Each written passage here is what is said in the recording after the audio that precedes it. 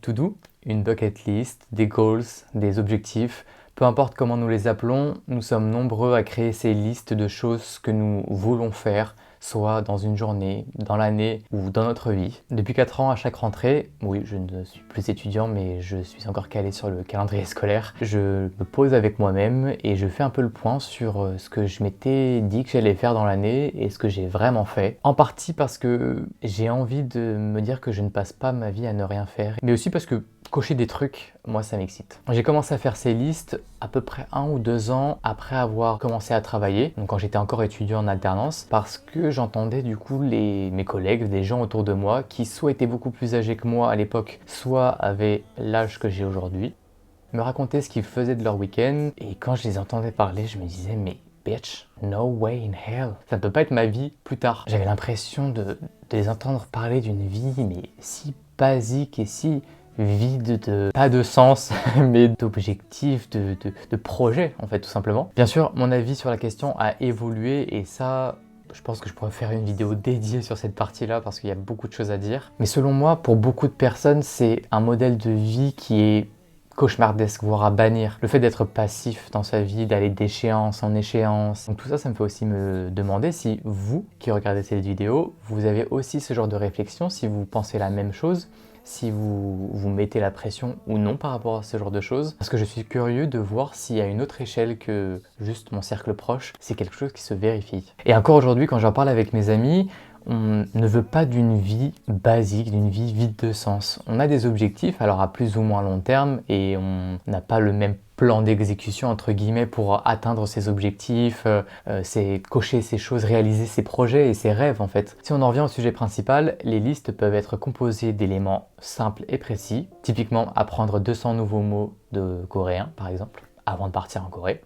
Oui. Mais ça peut être quelque chose de beaucoup plus vague, visiter 2 nouvelles villes, ou ajouter 2 recettes végétariennes, ou reprendre le yoga. Le premier m'oblige à travailler une certaine rigueur et m'impose de prendre du temps pour me cultiver et apprendre ces nouveaux mots en coréen par exemple. Et le deuxième me laisse une certaine liberté, me permet de profiter d'opportunités qui pourraient se présenter à moi, de voyager, par exemple si on prend le cas de découvrir de nouvelles villes, et de pouvoir remplir cet objectif en me disant j'ai découvert de nouvelles villes, alors c'est peut-être pas des villes qui se trouvent à l'autre bout du monde, c'est peut-être des villes qui se trouvent à 1 heure de chez moi, 2 heures de chez moi, mais c'est ok aussi. Je vais arrêter le suspense. Il n'y a aucune année où je me suis posé et je me suis dit « Hey, j'ai rempli toute cette liste, génial !» Et en plus de ça, j'ai pas la liste avec moi tout le temps pour pouvoir regarder tous les jours et me dire qu'est-ce que je peux faire de ma journée pour remplir cette liste. La liste, elle est notée sur un carnet, elle est dans ma chambre et de temps en temps, quand j'en ressens le besoin, je me dis tiens, je vais refaire un tour sur cette liste et je vais voir où est-ce que j'en suis. Il y a 3 mois qui se sont écoulés, il y a 6 mois qui se sont écoulés. Qu'est-ce que j'ai foutu de ces 6 mois? C'est aussi important pour moi de trouver ces petits moments où je me pose et je recheck la liste parce qu'on vit dans un monde rempli de distractions où notre attention est la cible de beaucoup de choses. Donc c'est important aussi de préserver ça, de préserver sa concentration, de préserver son attention et les choses dans lesquelles on investit notre temps. Et je vous dis tout ça parce que cette année, quand je me suis posé et que j'ai fait le tour de tout ce que j'avais à faire, j'étais déçu. Alors que j'ai quand même pas chômé. Donc après avoir pleuré comme une merde pendant 5 minutes, je me suis repris et je me suis dit bon, prends ton téléphone et regarde si vraiment t'as fait si peu de choses que ça cette année. Cette année, j'ai acheté un vélo alors que ça faisait au moins 10 ans que j'en avais pas fait et je me suis mis ok avec des potes pour faire en 2 jours un trajet de 210 km alors que ça faisait 2 jours que je m'étais acheté le vélo. 24 heures après l'avoir acheté, je me suis craché contre une poubelle. Et heureusement, j'avais le casque.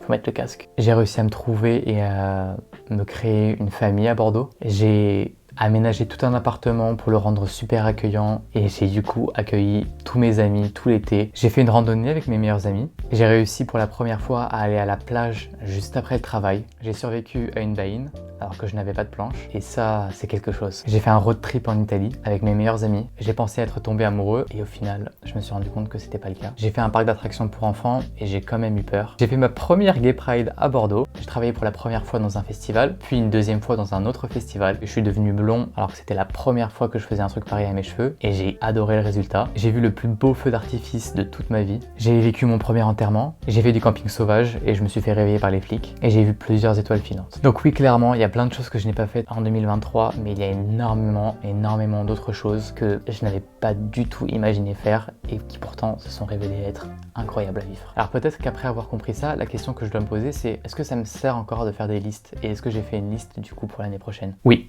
j'ai fait une liste pour l'année prochaine. Mais afin de préserver le moi de dans un an qui va lire cette liste et qui va sûrement se dire je n'ai rien fait, et ben je me suis noté quelques petits tips pour justement pas que ça devienne une pression. Tout d'abord, prendre du recul par rapport à tout ça et comprendre que la vie est une aventure et que tout arrive à point nommé. Ça ne sert à rien de vouloir cheater la vie, de vouloir aller plus vite que qui est prévu, entre guillemets, et accepter aussi de se laisser porter. Deuxième tips, la procrastination tuera tous mes plans si je la laisse faire. Vraiment, des toutes petites tâches où je me disais oh je ferai ça plus tard, oh je ferai ça plus tard. Ça s'accumule et au bout d'un moment on se retrouve obligé de faire une tonne de choses. Troisième tips, si j'ai créé cette liste à la base, c'est parce que j'avais envie d'être plus heureux que ce que j'imaginais les autres être. Les choses qui sont sur cette liste sont censées m'apporter du bonheur. Et si je me mets une pression pour les faire, pour les réaliser, si je garde cette liste tout le temps sur moi en me disant oh là là mais quand est-ce que je vais pouvoir cocher ça, quand est-ce que je vais pouvoir faire ça, je perds tout l'intérêt de cette liste et tous les effets positifs qu'elle pourrait me procurer. Enfin, peu importe ce que je projette de faire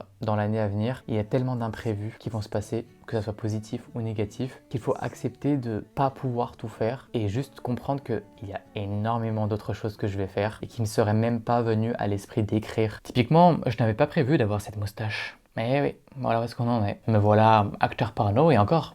Vous ne m'avez pas vu avec les lunettes de soleil. Alors quand je me pose la question, vais-je réussir à accomplir tout ce que j'ai écrit sur cette liste, tout ce que je projette de faire? Rien n'est moins sûr, mais je me console en me disant qu'il y a énormément de choses qui vont se passer, des choses incroyables que je n'aurais pas imaginé vivre. Alors pour moi c'est sûr, on signe une année de plus et on verra, on fera le point dans un an.